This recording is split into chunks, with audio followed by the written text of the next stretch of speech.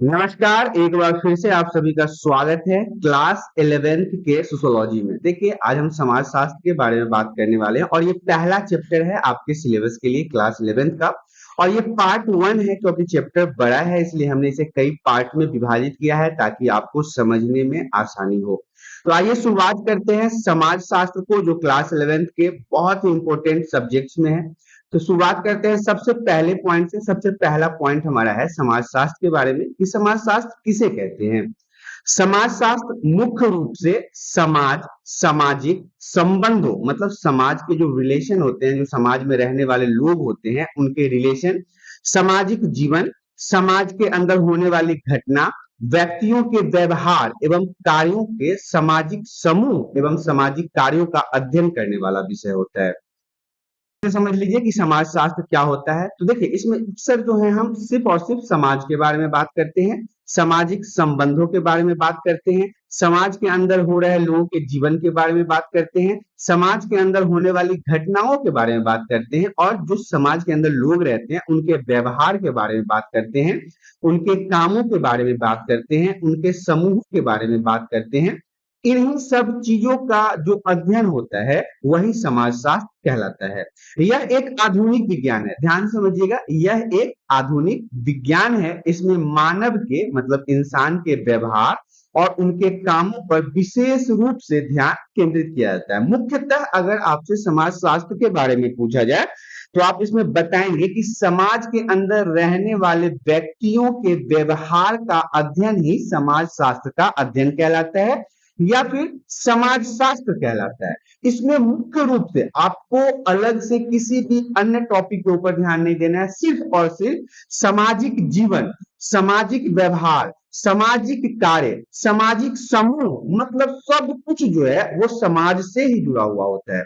तो इन्हीं सभी चीजों का जब अध्ययन किया जाता है तो इन्हें हम समाज शास्त्र के रूप में जानते हैं।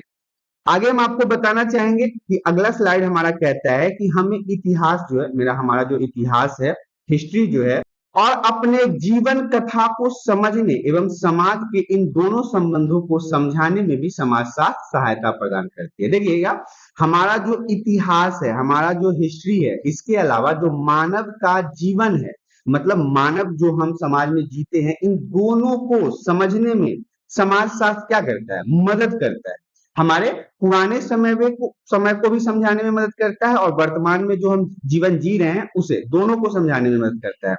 जब किसी को व्यक्तिगत या अपने आसपास के लोगों के साथ संबंधों में कठिनाई हो जाती है, अक्सर आपने देखा होगा कि एक समाज में रहने वाले लोगों के बीच अक्सर तनातनी होता रहता है, किसी किसी छोटी छोटी बातों पर समस्याएं उत्पन्न होती रहती है। तब वो उसे क्या करना पड़ता है कि उसे स्वयं खुद से निजी रूप से मतलब खुद व्यक्तिगत रूप से सामाजिक दायरों में ही उसे सुलझाना पड़ता है। एग्जाम्पल के लिए मैं आपको बता दूं कि यदि आप किसी भी प्रकार की कठिनाइयों का सामना कर रहे हैं समाज में रहने के बाद, आपके घर में किसी भी प्रकार की परेशानी है, तो उसमें आपको अपने व्यक्तिगत रूप से उस समस्या का समाधान करना पड़ता है। इन मुद्दों का संबंध जो है व्यक्ति के निजी जीवन तथा स्थानीय वातावरण से अलग होता है, वो इन सब चीजों से परे होते हैं। उदाहरण के लिए, जब एक समाज का औद्योगिकरण होता है, आप सभी ने औद्योगिकरण के बारे में तो जरूर पढ़ा होगा, अगर नहीं पढ़ा है तो इसके ऊपर हमने वीडियो बना रखा है कि औद्योगिकरण से क्या समझते हैं, आप उन वीडियोस को जरूर देखें। तो देखिए, जब समाज का औद्योगिकरण होता है तो क्या होता है, इसमें बहुत सारी चीजें आपको बदलता हुआ दिखाई देगा। वो चीजें क्या है, तो एक किसान जो है, जो एक खेतीहर होता है, एक खेती करने वाले जो किसान होते हैं, वो क्या हो जाते हैं, मजदूर बन जाते हैं, उनकी खेती खत्म हो जाती है। श्रमिक का मतलब होता है मजदूर बन जाना। एक सामंत जो होता है, सामंत कहने का मतलब है कि एक जमींदार जो होता है उसका जमींदारी समाप्त हो जाता है। किस कारण से, औद्योगिकरण से। अब समाप्त होने के अलावा इसमें दो चीजें होती है, या तो वो व्यवसायी भी बन जाता है या फिर उसका सामंत समाप्त होकर वो मजदूर या खेतिहर बन जाता है। तो ये औद्योगिकरण के प्रभाव होते हैं। एक व्यक्ति या तो रोजगार युक्त या बेरोजगार हो जाता है। जब औद्योगिकरण होता है तो हो सकता है किसी व्यक्ति को रोजगार मिल जाए या फिर हो सकता है किसी व्यक्ति का रोजगार छीन जाए। एग्जाम्पल के लिए मैं आपको बता देता हूँ, जब बड़ी बड़ी मशीनें लगती है, तो बड़ी बड़ी मशीनें लगती है, तो उसमें क्या होता है, कुछ लोगों को रोजगार प्राप्त होता है मशीन को चलाने के लिए, फैक्ट्री में काम करने के लिए। लेकिन वो जो मशीन है वो कई सारे लोगों का काम भी तो खा जाता है ना। जहां पे पहले 50 लोग काम करते थे, अब वहां पे 10 लोग काम करते हैं, तो 10 लोगों को तो रोजगार मिला है, लेकिन 40 लोगों का तो रोजगार समाप्त हो गया। तो यही कहता है कि औद्योगिकरण से एक किसान श्रमिक भी बन जाता है, एक सामंत समाप्त हो जाता है और व्यवसायी भी बन सकता है, एक व्यक्ति रोजगार युक्त भी होता है और बेरोजगार भी हो जाता है। इसके अलावा आपको आगे पढ़ना है, यही एक ऐसा बिंदु है, मतलब इन सभी तरह के बातों का समाजशास्त्री जो है वो पीढ़ियों से विचार विमर्श करते आ रहे हैं। ये आज की बात नहीं है, ये बहुत पहले से ही समाजशास्त्री जितने भी लोग होते हैं वो लोग इन्हीं चीजों, इन्हीं बिंदुओं के ऊपर अपनी रिसर्च करते हैं, जिसमें सी राइट्स मिल का नाम जो है वो बहुत ज्यादा लिया जाता है सोशियोलॉजी में। तो ये क्या है, समाज शास्त्रीय कल्पनाओं पर अपनी दृष्टि मुख्यतः इस बात को सुलझाने पर टिकाते हैं कि वह किस तरह व्यक्तिगत और जनहित परस्पर संबंधित है। राइट्स मिल ने क्या किया है, तो वो समाज शास्त्र के अंदर इन्हीं बिंदुओं पर और इन्हीं समस्याओं को सुलझाने पर अपना संबंध जो है स्थापित किया है। व्यक्तिगत पसंद से पता चलता है, व्यक्तिगत पसंद कहने का मतलब है कि अब समाज में अलग अलग लोग रहते हैं और अलग अलग लोगों का ना अलग अलग पसंद होता है। अब एग्जाम्पल के लिए मान लो कि अब कुछ लोग ऐसे हैं जिन्हें चावल खाना पसंद है, उदाहरण के लिए मैं बता रहा हूँ, और कुछ लोग रोटी खाते हैं, कुछ लोगों को चाउमीन पिज्जा बर्गर अच्छा लगता है। तो ये सारी चीजें व्यक्तिगत पसंद है ना, मतलब कि हम इसमें किसी दूसरे व्यक्ति को ये नहीं कह सकते हैं कि भाई तू चावल क्यों खा रहा है, तू रोटी खा, तू रोटी क्यों खा रहा है, तू चावल खा, तू रोटी चावल दोनों मत खा, तू ब्रेड खा, तू पिज्जा खा, तू मोमोज खा, चाउमीन खा, ऐसा नहीं हो सकता। ये व्यक्तिगत पसंद है कि हमें क्या खाना है क्या नहीं खाना है। तो देखिए व्यक्तिगत पसंद से पता चलता है कि किस प्रकार आर्थिक, राजनीतिक, पारिवारिक, सांस्कृतिक एवं शैक्षणिक संस्थाएं अंतर संबंधित है। अंतर संबंधित कहने का मतलब है आपस में ये सब एक दूसरे से जुड़े हुए हैं। समाज शास्त्र क्या है, तो समाज शास्त्र एक ऐसा अध्ययन है, एक ऐसी ज्ञान की परिभाषा है जिसमें समाज से जुड़े सभी व्यक्तियों का अध्ययन किया जाता है, पढ़ाई किया जाता है, उनको एब्जॉर्ब किया जाता है। किस प्रकार एक व्यक्ति से बंधा हुआ भी है, मतलब कि अंतर संबंधित कहने का मतलब है कि शैक्षणिक संस्थाएं हो गया या सांस्कृतिक संस्थाएं हो गए या पारिवारिक मुद्दे हो गए या आर्थिक या राजनीतिक मुद्दे हैं, वो सभी कहीं ना कहीं समाज से ही जुड़ा हुआ है। ये जितनी भी चीजें हैं किसके लिए है, समाज के लिए है, समाज को ही रहना है, समाज के लिए ही करना है, समाज को बेहतर बनाना है। तो ये सारी चीजें कहीं ना कहीं समाज से ही जुड़ी हुई है।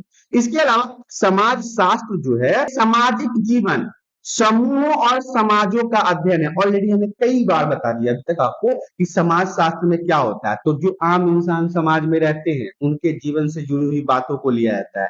समाज में समूह भी रहते हैं, ग्रुप भी रहते हैं, उनके समूहों को अध्ययन किया जाता है। यही सब जो है वो समाजशास्त्र कहलाता है। मनुष्य एक सामाजिक प्राणी है, ये बात अरस्तु ने कहा था, आप लोग सभी को पता है।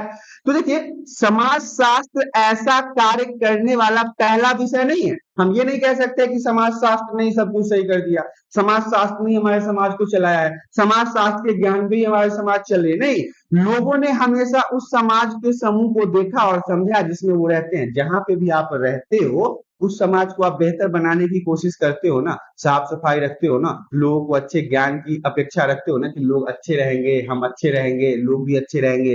तो ये सभी सभ्यताओं, मतलब आज से नहीं, सभी सभ्यताओं और युगों के दार्शनिक, धार्मिक गुरु और विधिवेत्ताओं ने पुस्तक से स्पष्ट होता है। आज के समय की बात नहीं कर रहे हैं हम, 2023 की बात नहीं कर रहे हैं हम 1900 की बात कर रहे हैं, हम 1800 की बात कर रहे हैं, हम 1500 की बात कर रहे हैं, हम 1200 की बात कर रहे हैं, हम 700 की बात कर रहे हैं, और यहां तक कि हम ईसा पूर्व की भी बात कर रहे हैं। मतलब आज से नहीं, ये समय बहुत पहले चलता आ रहा है। हाँ ये है कि अभी हम लोग किताब में पढ़ते हैं, इंटरनेट के माध्यम से पढ़ते हैं, बड़े बड़े लैपटॉप कंप्यूटर में पढ़ते हैं, लेकिन पहले भी तो धर्म गुरु हुआ करते थे, प्लूटन हुआ करते थे, बृहस्पति हुआ करते थे, अरस्तु हुआ करते थे। ये इन सभी ने भी क्या कहा, इन सभी ने भी तो समाज को कहीं ना कहीं बेहतर बनाने की कोशिश किया ना। रामचंद्र जी के शासन में चल लेते हैं एक बार, रामचंद्र जी के शासन में भी तो वहां पे धर्म गुरु हुआ करते थे ना, गुरुदेव हुआ करते थे ना, कृष्ण जी के शासन में भी बड़े गुरुदेव हुआ करते थे ना। ये सब क्या करते थे, समाज को, राजपाट को, उनके राज्य की सीमा को बेहतर बनाने के लिए प्रयास करते रहते थे। तो ये आज की बात नहीं है, पहले के दार्शनिक जो है वो धर्म धर्मगुरु जो है वो विधिवेत्ता जो है वो अपने पुस्तकों में ये बातें लिखते थे कैसे समाज को बेहतर बनाना है। अपने जीवन और अपने समाज के बारे में सोचने वाला मानव स्वभाव केवल दार्शनिक एवं सामाजिक विचारों तक सीमित नहीं है। केवल और केवल आप ये नहीं कह सकते कि अपने समाज को सिर्फ और सिर्फ हम ही बेहतर बनाना चाहते हैं। हम सभी ने अपनी रोजमर्रा की जिंदगी के बारे में, दूसरों की जिंदगी के बारे में अपने अपने विचार विमर्श रखते हैं। ऐसा नहीं है कि जो दार्शनिक कहते हैं वही समझ लेते हैं, जो धर्मगुरु कहते हैं वही समझ लेते हैं, जो हमारा संविधान कहता है हम वही समझ लेते हैं। हमारी भी कुछ इच्छाएं होती है, हम भी अपने समाज के लोगों के बारे में कुछ कुछ बातें बोलते रहते हैं। कभी कभी मान लो एग्जाम्पल के लिए हम क्या देते हैं, आपको पता है राधा की मम्मी का ना बोल चाल ठीक नहीं है।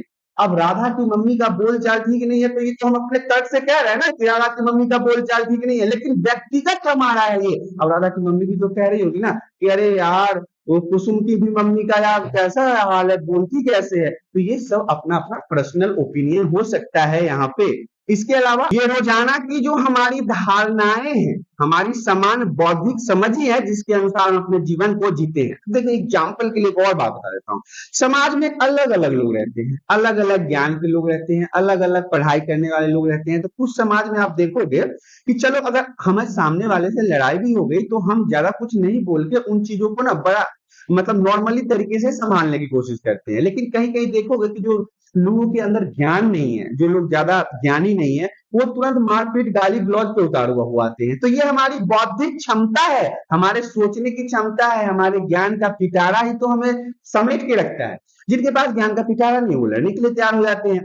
अब मानव व्यवहार में क्या नैतिक है, नैतिक मतलब होता है अच्छा, और क्या अनैतिक है, अनैतिक मतलब होता है बुरा। तो मानव के जीवन को जीने के लिए क्या अच्छा है क्या बुरा है, रहन सहन के वांछित तरीके मतलब अच्छे तरीके, कैसे हम अच्छे तरीके से रह सकते हैं, अच्छे समाज के बारे में दार्शनिक तथा धार्मिक विचारक अक्सर निरीक्षण करते थे। ये जितने भी धार्मिक विचारक हैं, या दार्शनिक हैं, जितने फिलोसफर हैं, जितने भी समाजशास्त्री हैं, जितने भी सोशियोलॉजी के ऊपर अपने ज्ञान को प्रदर्शित करते हैं, ये सभी इन्हीं सब चीजों के बारे में तो पढ़ाई करते हैं कि कैसी इनकी बौद्धिक क्षमता है, किस तरह का समाज है, कैसे ये कार्य करता है, कैसे इनको जीना चाहिए। तो ये इन्हीं सब चीजों के ऊपर अपना पढ़ाई लिखाई या फिर कहिए कि आप ये इन सब चीजों की खोज करते रहते हैं।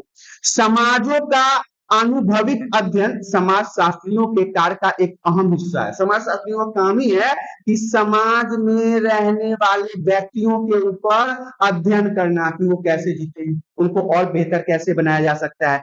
जब एक समाज शास्त्री एक समाज का अध्ययन करता है, रिसर्च करता है किसी भी समाज के बारे में, तब वह जानकारियां इकट्ठा करने और जांच करने को उत्सुक होता है। उस समाज से वो जानकारी इंफॉर्मेशन कलेक्ट करता है, ऑब्जर्व करता है उस समाज को, चाहे वह उसकी निजी पसंद के प्रतिकूल ही क्यों ना हो। देखिए समाज शास्त्री का भी तो अपना पर्सनल जीवन होगा, वो सोचता होगा कि ये समाज में ऐसा होता तो बड़ा बढ़िया होता। लेकिन जरूरी तो नहीं है कि समाज शास्त्री जो सोचे वही सारे लोग सोचे, नहीं हो सकता ऐसा।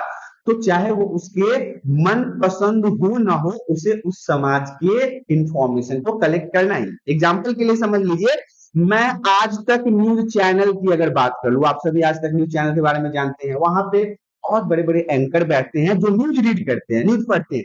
तो ये जरूरी नहीं है ना कि उन्हें सारे न्यूज पसंद नहीं है या फिर सारे न्यूज अच्छा लगे, लेकिन जो न्यूज अच्छा नहीं लगेगा तो वो न्यूज नहीं पढ़ेंगे।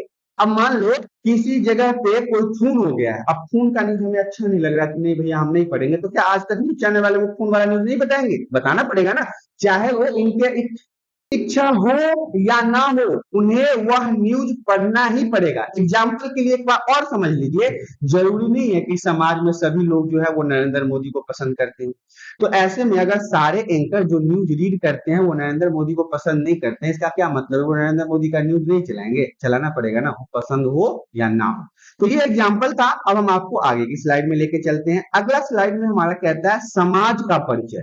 ये हमने समाज शास्त्र को समझ लिया, अब हमें समाज को समझना पड़ेगा, क्योंकि समाज से ही मिलकर तो समाज शास्त्र बनता है।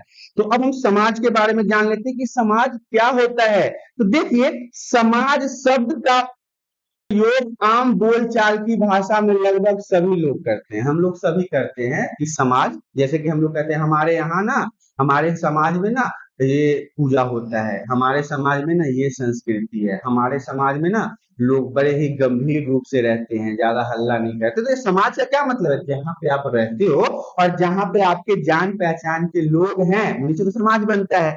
आज के समय में बोलचाल की भाषा में समाज व्यक्तियों का समूह अथवा संगठन के लिए प्रयोग किया जाता है। अलग अलग व्यक्तियों का अगर समूह है तो इसे समाज कहते हैं, संगठन है तो इसे समाज कहते हैं। समाज शास्त्र में समाज शब्द व्यक्तियों के लिए समूह से संबंधित नहीं है। समाज शास्त्र अभी के समय में क्या होता है, समाज को ना हम व्यक्तियों के समूह के रूप में जानते हैं, संगठन के रूप में जानते हैं, लेकिन समाज शास्त्र में जो समाज शास्त्र है उसमें व्यक्तियों के किसी भी समूह से इसका संबंध नहीं है, बल्कि लोगों के बीच में उत्पन्न होने वाली अंतःक्रिया से संबंधित है। बड़ा ध्यान से समझिएगा कि जब एक समाज में लोग रहते हैं और एक से संबंध दूसरे का होता है, जैसे कि हमारा संबंध हमारे समाज में एक चाचा है, ताऊ है, चाची है, मामी है, मामा है, सारे रिलेशन के लोग होते हैं, उनसे जो हमारा संबंध स्थापित होता है इसे हम समाजशास्त्र कहते हैं। समाजशास्त्र व्यक्तियों के समूह को समाज नहीं कहता। अब एग्जाम्पल के लिए मैं पार्क में खड़ा हो गया, मेला में चलो, मेला चलते हैं, मेला में बहुत सारे लोग आते हैं अलग अलग जगहों से, अलग अलग धर्म के, अलग अलग संस्कृति के, अलग अलग बोलचाल के, तो क्या उसे आप समाज कहेंगे? तो यहाँ पे यही बात सोचने वाली है। इस प्रकार समाज लोगों का कोई संगठन नहीं है, ना ही कोई वस्तु है, ना तो वस्तु है ना व्यक्तियों का संगठन है जिसमें इसका भौतिक स्वरूप हो। अतः स्पष्ट रूप से मानव जीवन में संबंधों और प्रतिमानों, मूल्यों, आदर्शों, संहिताओं, मान्यताओं आदि के विस्तृत रूप में व्याप्त जाल को समाजशास्त्र में समाज की संज्ञा प्रदान की गई है। अब समझिए, एक जगह पे रहने वाले लोगों के जीवन के संबंध, प्रतिमान मतलब आपस में एक दूसरे को कैसे देखते हैं, मूल्य क्या समाज में उनका प्रतिष्ठा है, आदर्श उनके आपस के नियम, संहिताओं मतलब आपस में समाज का कानून, मान्यता कि किस प्रकार से वो अपनी संस्कृति अथवा अन्य चीजों को मान्यता देते हैं, इन्हीं सभी चीजों का जो जाल होता है इसे ही हम समाजशास्त्र में समाज के नाम से जानते हैं। आगे की तरफ बढ़ते हैं। अगला स्लाइड हमारा कहता है मनुष्य एक सामाजिक प्राणी है। हमने पहले भी ये बात डिस्कस किया है। किसने कहा था? अरस्तु ने कहा था। एक नंबर में एग्जाम में पूछा जा सकता है।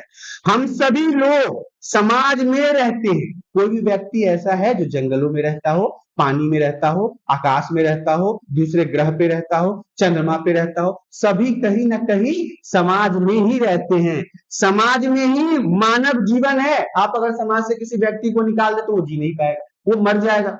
अब एग्जाम्पल के लिए आपको मैं उठा के एक जंगल में डालूं, जंगलों में जानवर ही जानवर है, तो अब मान लो अगर ऐसे में अगर आपको छोड़ दिया जाए तो आप कितनी दिन तक सर्वाइव कर पाओगे? मर जाओगे ना। क्योंकि समाज में रहने वाले हम लोग भी प्राणी हैं, लेकिन समाज में रहने वाले, समाज के निर्माण में व्यक्ति एक दूसरे का सामाजिक संबंध स्थापित करता है। किसी भी प्रकार का समाज हो, उसके निर्माण में व्यक्ति एक दूसरे के लिए पारस्परिक संबंध स्थापित करते हैं, जिसमें समूह अथवा समाज का निर्माण होता है। समाज उन लोगों का समूह है जो अंतर क्रिया द्वारा संबंधित है। देखिए बड़ा ही इंपॉर्टेंट लाइन है, कई बार रिपीट हुआ है कि समाज उन व्यक्तियों का समूह है जिसमें एक दूसरे से हम संबंध स्थापित करते हैं। समाज में रहना मनुष्य की प्रवृत्ति है, नियम है, नेचर है। मनुष्य जो है वो समाज में ही रहेगा, ये उसके लिए प्रवृत्ति है, मतलब इसके अलावा वो कहीं नहीं रह सकता है। अन्य व्यक्तियों के साथ मिलजुल कर संबंधों को स्थापित करता है। जिस समाज में हम चले जाएं वहां पे हम समाज के लोगों से, वहां के लोगों से मिलके अपने संबंध बना लेते हैं। तो ये था हमारा समाज।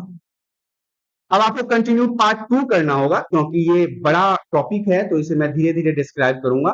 तो आशा करता हूं कि पार्ट 1 में दी गई जानकारी आप सभी को पसंद आया होगा। यदि पार्ट 1 में दी गई जानकारी आप सभी को पसंद आया है तो वीडियो को लाइक कर दें। चैनल पे पहली बार आए तो चैनल को सब्सक्राइब करें। हम आपको फिर इसके पार्ट 2 में मिलेंगे। तब तक के लिए धन्यवाद।